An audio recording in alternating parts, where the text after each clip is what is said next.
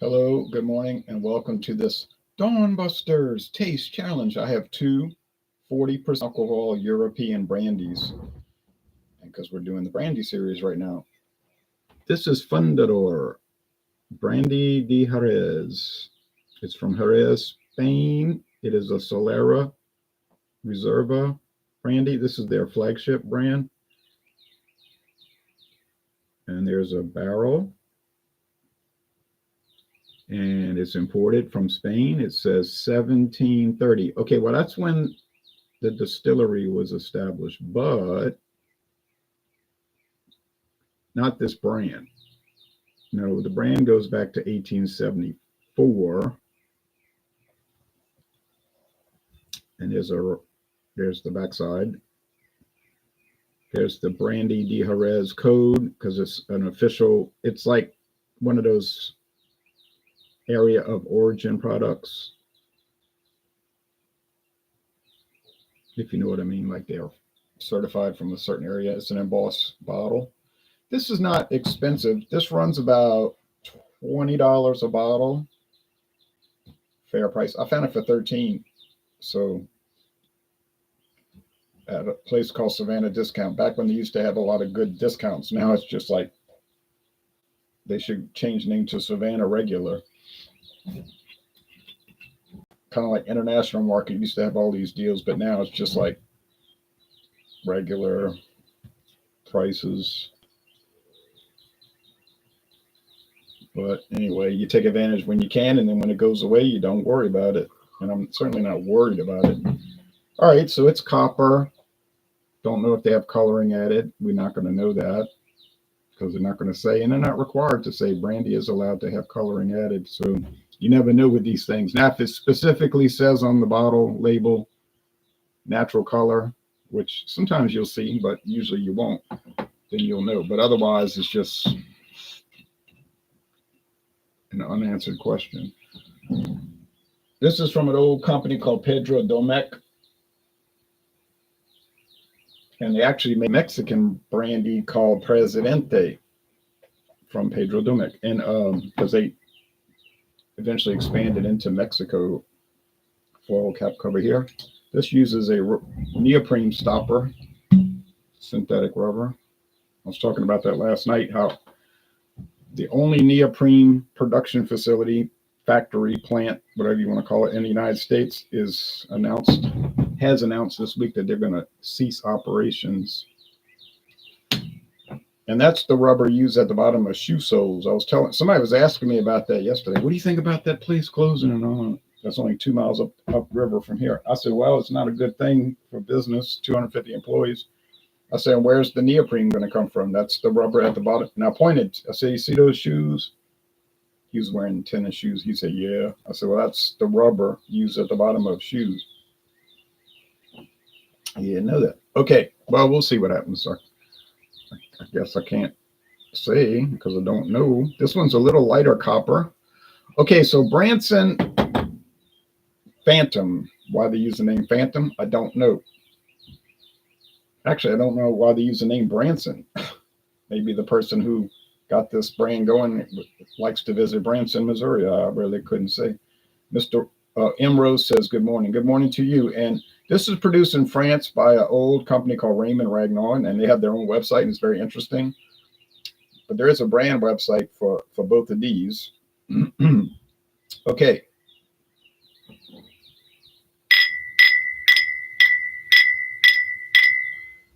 Before we go any further, I'll start mixing these up. I don't think I'll have to close my eyes because they're pretty close in shade, so I won't glance and see a lighter one. Some of them are so different you can't keep your eyes open. You'll notice. So here is Fundador Solera.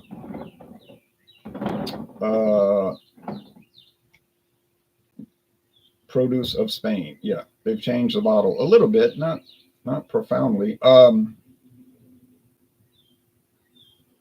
Grapes from the Pago de Machernudo. And they claim it's the original Spanish brandy. Now, this is the company. I don't know the history of Spanish brandy, but they're claiming it's the original brandy made in Spain. Okay. Now, they're showing 70 centiliter bottles. but I have a 75 centiliter bottle. Here's another difference. They're showing 36% alcohol. My bottle 40%. Why is that? Well, you see, in other countries, liquor that's below 40%, and it's still considered bourbon. You go to Australia and New Zealand, they have some bourbons that are 38%. Now, in the United States, it wouldn't be allowed. Oh, I mean, you can sell stuff for below 40. A liquor, a true liquor, would just be a liquor or a liquor style product or whatever they call them. But yeah, so we get the 40. We get a 40% alcohol version in the United States and a full size 750 milliliters, also 75 centiliters, however you want to present that. And then they've got all the notes on it, tasting notes. Best enjoyed as an after dinner drink to accompany coffee, desserts, neat, or in combination with soft drinks. Well, I'm having it after breakfast, but I'm having it neat. And interesting, this product has no age because they used a Solera method, so it's impossible to have an age statement. Solera method means, and all of these here are Solera. There's a light version. It's very low alcohol. There's the exclusivo. You won't see this for $20. I'm going to tell you right now. Some of their stuff will run hundreds of dollars. It's like any other liquor company. They'll put out their basic stuff and then some super high-end, low volume. It doesn't really sell a lot, but they have their name out there for producing super quality products. Fundador Double Light, Ultra Smooth, Gold Reserve, Tres Cepas Light, Tres Cepas Very Special. And I've never seen any of these, okay, except on their website. Are they sold in the United States? Maybe. Fundador definitely is. It's not exactly widespread, but it's around. You'll see it here or there.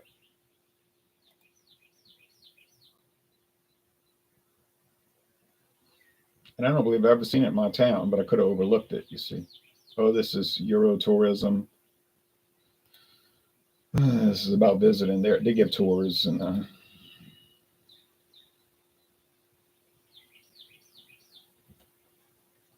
of course they serve food. You know how that goes. Expensive food. You can sample it there, and I'm sure it's an unforgettable experience. The oldest winery in Jerez. See, they started with wine. Makes sense. Brandy starts with wine. But then later in 1874, they decided, let's make a liquor, which is Fundador. And now look at the wine that they make. One of these wines. And everybody pretty much knows this wine. Harvey's Bristol Cream. Look at this. Yes, I'm old enough. Harvey's. Oh, I didn't know they made all these other Harveys, because we definitely don't get those, at least in my area. We get Harvey's Bristol Cream, that in a snap. Nowhere I can find it today. And that's the best, really the most enjoyable sherry. I really love that stuff, but got a lot of different operations and everything like that. Now, Branson is not a company. It's just a brand made by a company called Raymond Ragnaud. It says right there. And then they go into detail here. I'm not going to go into all that. That's why I put the links. You could read that when you get a chance. It's interesting, but most people are not going to spend hours looking at this. But it's there available if you want it. French Connection. Okay. I think I can get all of these, well, many of these in my local stores here in this town, in this parish along the Mississippi River, because I've started seeing these on the shelves. Can't say if they're popular. I wouldn't know. I don't survey people. Burley Sullivan says, good morning to you. Mr. Rowe, good morning. So, I don't really know. But it's there on the shelf. And if I want to spend all the money, I'll go. But I have brandy backstocked. All right. I've got brandy backstock. I don't need to buy anymore. I don't ever need to, of course, but I don't need to buy anymore for the context of doing the reviews and taste challenges. So I've got a lot. I've got so much bourbon. I've had to double up bourbon challenges. I've had to do double ups where I do bourbon, then I go to American blended whiskey, and then I got to backtrack and do bourbon again because it's the only way I'll ever feasibly get through it. And that's questionable if I'm going to get through it. I mean, if you came here and you saw this bourbon collection, you wouldn't be impressed really because it's not anything that special. These are not hard to find, chase down bourbons. Okay. Let's get that straight.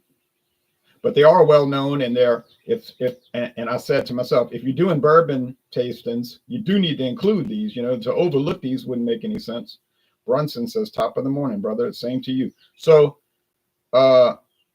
you might be impressed or appalled by how many I've got, but I don't think you'd be impressed by the brands. It's nothing like it's nothing high end, but it's good stuff, quality to me. I think bourbon in general is quality regardless, but because it's pretty strict on how it has to be made. Brandy, maybe that's true. I think they're not as strict. Okay, enough of that. Solera, I said, why could you not give an age statement? Well, Solera is a method. They do this for sherry too, sherry wine. That's why sherry wine never has an age statement, because there's no age. There's no particular age. They take barrels and stack them on an angle, like I don't know what the angle is, 45 degrees, something, on a rack.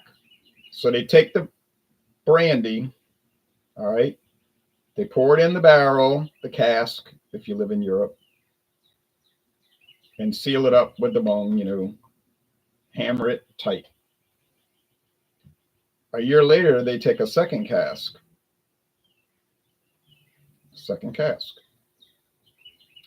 They pour fresh brandy in there, which is just distillate. It hasn't aged yet, but you know what I'm saying. Normally, they take some of that second barrel, which is fresh, and pour it into the first. Now, some of that first barrel has evaporated. There's no way to totally seal it.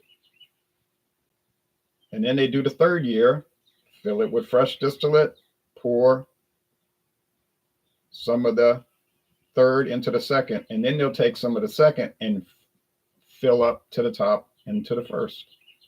And that keeps going up to 10. That's why there's a bourbon called 10 High, which is comical because it doesn't use that method.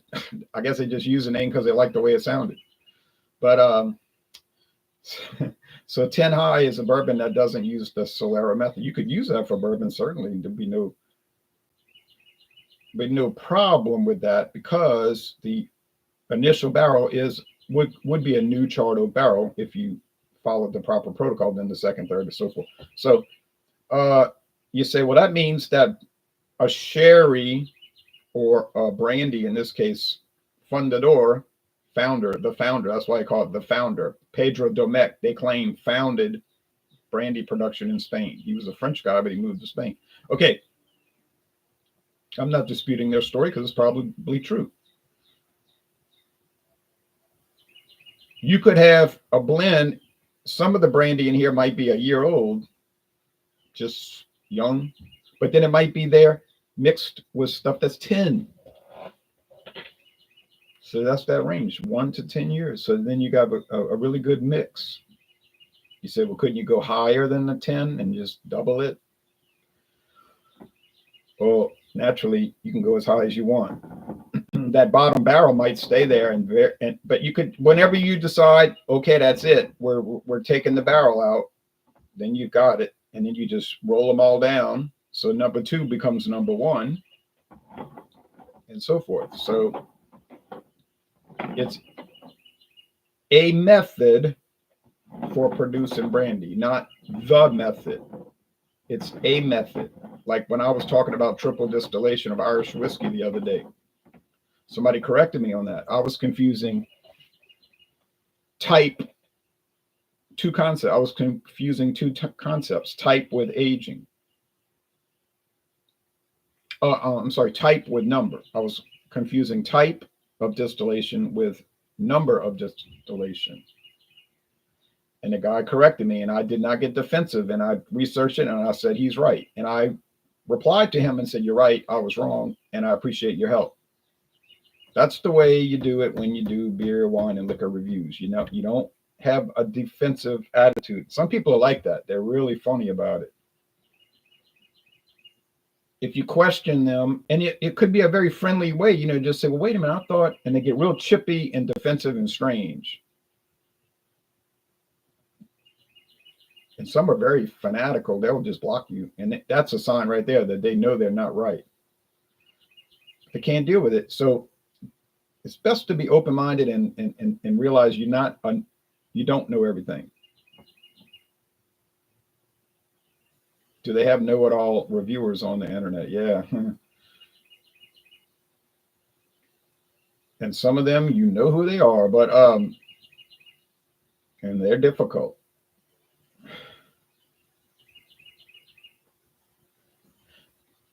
This challenge series has been difficult.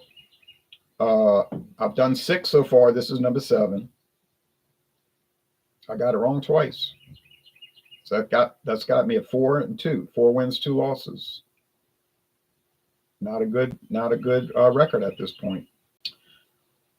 But these French brandies are so similar one to another. To me, this is my opinion, that they're very difficult in a blind taste test. Now, before you start stunting, you do it. You do the blind taste test. Let's see how good you really are, because I'm not seeing a lot of blind taste tests out there. And then some that I do see are totally ridiculous. And I can't, those things will give you a headache watching. Like they were saying, we're going to blind taste test all these Buffalo Trace whiskeys. Now, to me, that would be a great series. No, what do? They make a 23-minute video where they're taste testing 11 bottles. I say this makes no sense. There is no sense to this video. And I was going to make a video called Mistakes That Beer Reviewers Make. You know how many variables are involved with 11 different bourbons? There's no way you could sensibly do it. I mean, yeah, you could taste them all.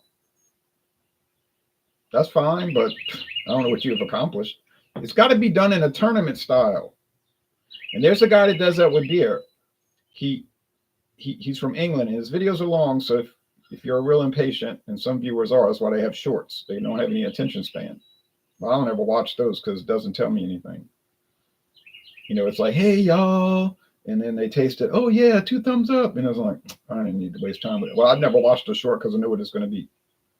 And sometimes they'll put them in a regular format, but it's still a short. But he goes into great depth with these beers, and he'd do the tournament.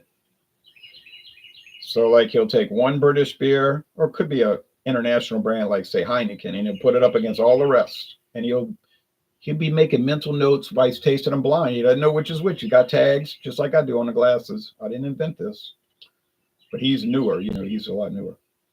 And then he'll say, "Okay, I'm going to give the win to this one." He'll explain why, and then I think he's got like a little book. He writes it in, or a database, and then he'll have a champion at the end.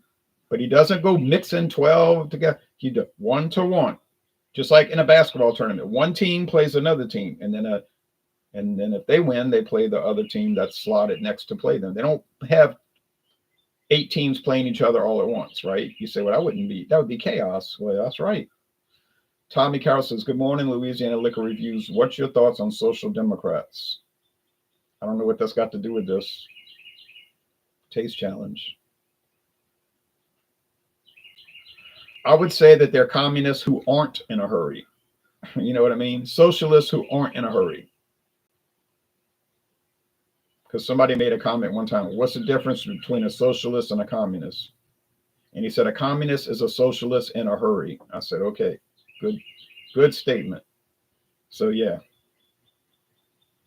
John F. Kennedy said he was a social democrat. That was his words, not mine. Okay, you know, Tony Blair, Joe Biden. Okay.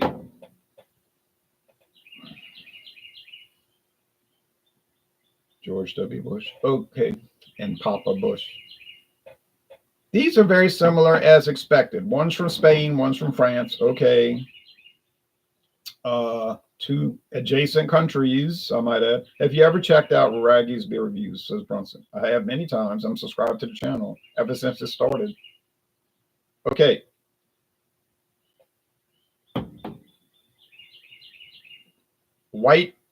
Not white. Golden raisin, when I say it correctly, golden raisin here, and some oak, not a lot. Golden raisin and maybe more oak, which might make me think Fundador.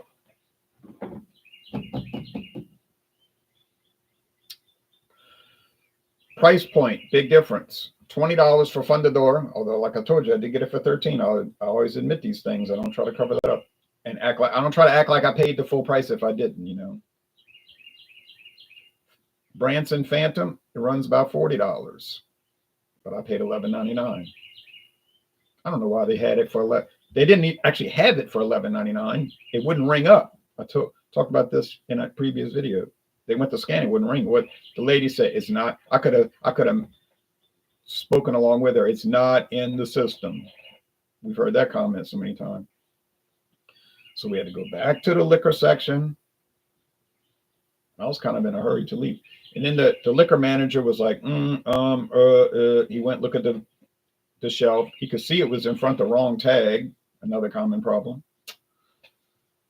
So out of his head, he just said $11.99. Go ring it up for $11.99. And I'm thinking to myself, that sounds like a great deal, but then I don't know the regular price. So it might be the normal price, but I had a feeling it wasn't. When I checked later on at my convenience, I see $40. Some places selling it $48.99. I got a deal. Didn't ask for the deal. Wasn't trying to hustle a deal. It just, if it had rung up and it had come up $40, I would have said, no, I don't want it. It's too high. And then I going back and looked at the tag and I've been like, wait a minute, it's in front of the wrong tag. Liquor enthusiast says hello. Hello to you. All right. So appearance, one is a little darker, but it's not a significant difference. Aroma, they're about the same. Golden raisins and oak. A little bit of oak, a little bit more oak, but not an appreciable difference. So right now we've got Branson losing because of cost and $20 more, but not presenting any more. Not really, if at all.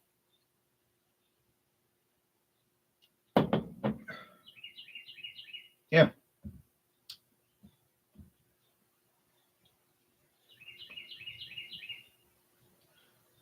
You say, well, you sound like a broken record, because every time you're talking about golden raisins and oak, golden raisins and oak. That's the only taste of notes you can come up with. If you want me to tell the truth, that's what I can come up with. If you want me to start making up stuff, I can bring up all kind of concepts, but I'm not here to play those games, you know. I'm telling you, this is what I'm tasting. Maybe there's a little tea in it, but it contains no tea, like a hot tea. But this is room temperature. So it's simple and it's straightforward and it's good.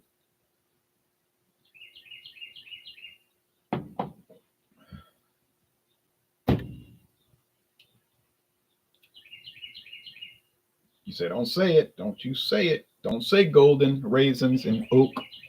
I won't. But I will say that there is a little grape leaf in it. And I talked about this in a previous video. If you go to the Greek festival in New Orleans, they have a meal.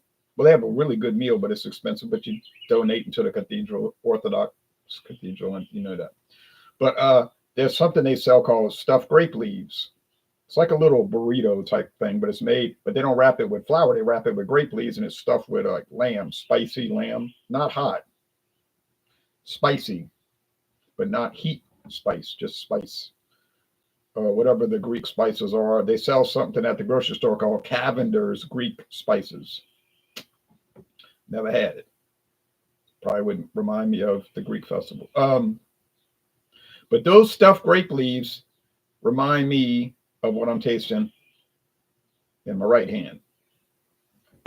And I don't get that flavor here.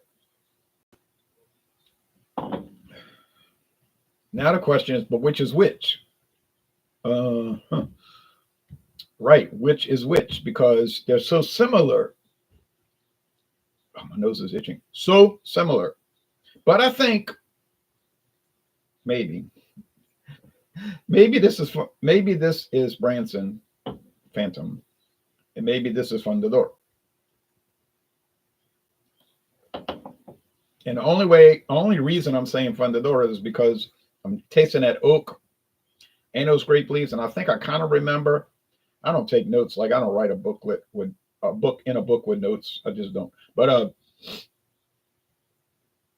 kind of remember that. And they had a heavy oak, or heavier than normal oak, because it's in that Solera method. So you got some of the brandies in here, or at least 10 years old. Might be 10% of it, but yeah, or less. But yeah.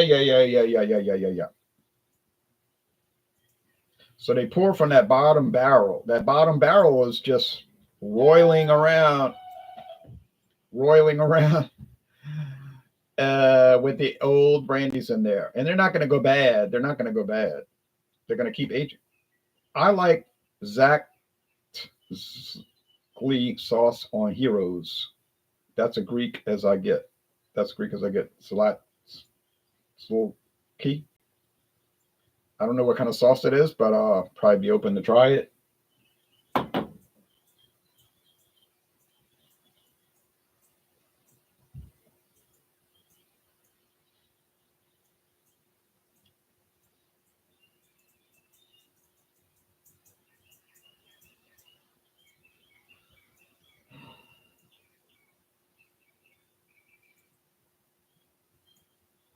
Okay, I'm going to call it Branson, but I'm telling you, I'm not confident. It's the Fundador. I got it wrong. So now that puts me at 4-3. Oh yeah, and it's going to get harder. It's not going to get easier until I get to the United States. Those American brandies, I find that they tend to be a little different. But so I got this one from Mexico coming, Presidente, and that is so similar to Fundador. It was made by the same people, Pedro Domeq. It's sort of like the same thing, but it's a Mexican-produced version. I think they might even use the same method. But they wanted to open a distillery in Mexico back, I don't know, 1973. I believe it was 1973. They expanded production over there, and that became a real popular brandy. From what I understand, the #1 selling brandy in Mexico's Presidente. I went to Mexico one time and I bought it, and I got back home and I realized I had bought it 38%. Oh, I was so irritated by that. I said, this is not the right one. But the ones you get in the United States is 40%. I did find a new bottle, 40% at Star, and I was happy to buy it. And it was only like $15. No, maybe it was 13. Like it's supposed, but yeah, something like that. It was cheap, but it tastes like Fundador. Okay, so I'm sorry that I got it wrong, but I did the best I could do. You can see I don't just rush through it, and I try to do the best, but I think I'm showing you, at least I'm showing myself, that these are very, very, very similar. And with these French brandies or Spanish, not Ukrainian, because at Odessa, you wouldn't confuse that one. That tastes like they were adding maybe a little vanilla flavoring. Well, I can't say that, but it kind of tastes like that. But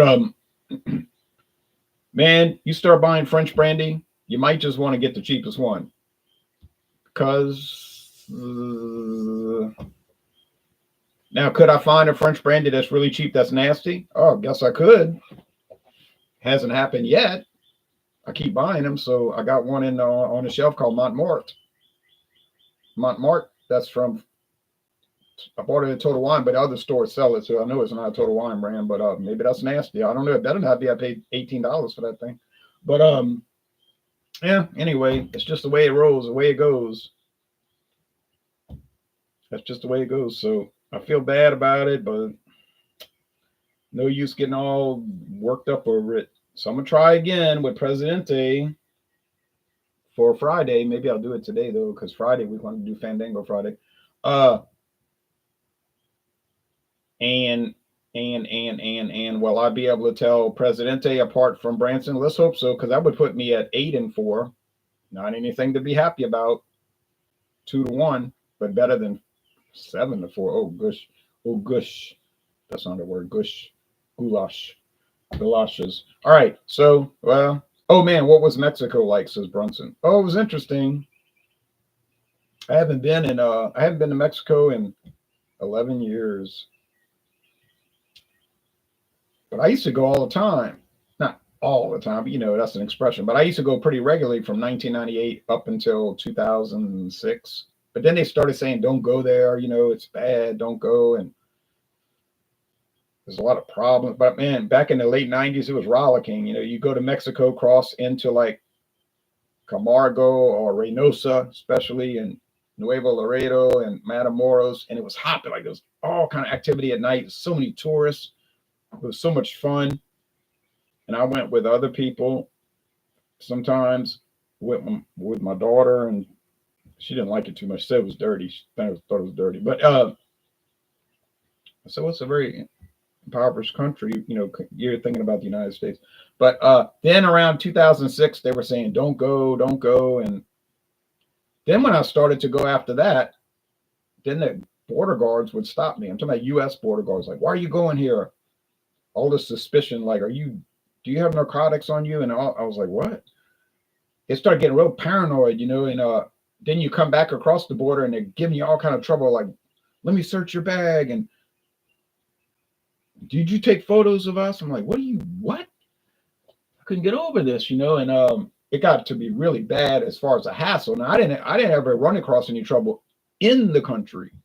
And the Mexican border guards, they never gave me any trouble with nothing. But after that, I was just like, man, I'm not going anymore. And then they started saying you had to have a passport to go. And my friend David, we went down there 5 years ago. I'm sorry, 7 years ago. No, 6 years ago, and or less than that. And we didn't cross the border because he doesn't have a passport. And then this U.S. official was telling us, well, you could still go across the border, but they might give you trouble when you come back. He said, I mean, they're going to let you back. He said, they're going to let you back, but it depends on the guard. Like if you got one guard, he's cool. He'll just say, all right, next time have your passport, and he'll let it go. He said, but some of these guys, they're going to be a hard case about it. And we didn't want all that trouble, so we just didn't go. We looked across the border. We could see Mexico. You could see the people working in the yard. I mean, that's how close it is. You hear the dogs barking and people talking, but and we said, well, how do you know this? That's what we asked him. How do you know this? And he said, well, I work for the Border Control Service, whatever it is, U.S. Border Control. He said he was like one of the directors of that area, that sector. But he was just telling us, I mean, you could do it. He was like encouraging us, like you can do it, don't worry about it. But I was like, nah. So we just skipped it. Would I go back? I would go back. But the last couple of times I went, it was really depressing because half the stores were closed, like out of business. All these restaurants I used to go to and these nightclubs shuttered. Well, how are you going to stay open if nobody goes? And Americans got spooked. They didn't want to go. They were spooked. Like, oh, we don't want to go there. And it was really sad to see that, places that 25 years ago, 30 years ago were just, I mean, Friday night, just so vibrant. And then I go back to Matamoros and it's like just dead. And I thought, oh, this is really terrible. So you asked me, how was it? There's the answer. That's how was it. That's how it was. Passport, that's rich. Yeah, well, that they started that because of, since 2001, September 2, all of that. But I mean, man, back in the 90s, you didn't need any kind of documentation to go over there. I mean, a driver's license, but they would never check it. You just go. You had to pay 35 cents across the bridge, and you had to pay 35 cents to come back. But in pesos, whatever that amount was, they'd convert it. And that was it. It was nothing. And then you come across, they say, well, what are you doing in Mexico? You answer these like standard questions. Oh, I was just looking around. I'm a tourist. Oh, you from the United States? Yes. I live in Louisiana. What do you do for a job? Oh, I'm a teacher. I teach high school. Oh, okay. You got a camera? Yeah. Oh, you took. What is that in the bag? Oh, I bought some beer. They look through, oh, yeah, that's not a lot. It was routine. It was just like simple. Now it's like third degree, man. You on interrogation. And I don't want that. I mean, I got frisked. Like, put your hands against the wall and we're going to check you. I didn't care. I said, I never got frisked before. It's like a movie, you know. To me, it was like a movie. And I didn't care because I didn't have ammunition or drugs with me. And then the dog searched me. This dog's going to search a big German Shepherd. Don't pet the dog. Yeah, like I'm stupid, you know, like I'm going to do that. Just keep your hands here and they're going to smell. Of course, the dog couldn't find anything because I didn't have anything on me. That was a riot. And then somebody at work was telling me, boy, those Mexicans are strict, frisking you and everything. I said, wait. No. It wasn't the Mexican. It was the U.S. government people doing that. They said, oh, really? I said, yeah, it wasn't the Mexicans. Oh, couldn't get over that. But I wasn't ever scared, because I had no illegal anything on me. I just was aggravated because it was holding me up. You know, it was like, I knew if I just keep quiet, don't make trouble, just stand there, they're going to eventually let me go. So they would go through this whole routine. I would just stay there. No. Do you have narcotics? No. And then they say, okay. But they would give you a lecture like, why are you coming over here? I said, man, I was just looking around. I was buying beer. I can't get back home. They thought that was sound like a lie to them, you know, buying beer. Well, it's the truth. All right. Anyway, thank y'all. Sorry for the long video, but people do ask me questions. I want to give a good answer. I want to just blow them off like they nobody, you know. I try to answer viewers, you know, when viewers ask questions, I want to answer them, give good answers that make sense, that are thought out. Some people will blow you off, you know, like their answers like, yeah, thanks. Yeah, you know it. And I'm like, that's not an answer. I didn't ask you that. You know, you got no time for nobody. You want them to watch, every video you make is like, comment, and subscribe. I'm like, no, you need to change it to like and subscribe, because you don't want to hear their comments. It's like killing you to answer. Thanks for the answers. Oh, you're welcome, Branson, anytime. All right, y'all take care now. Bye-bye.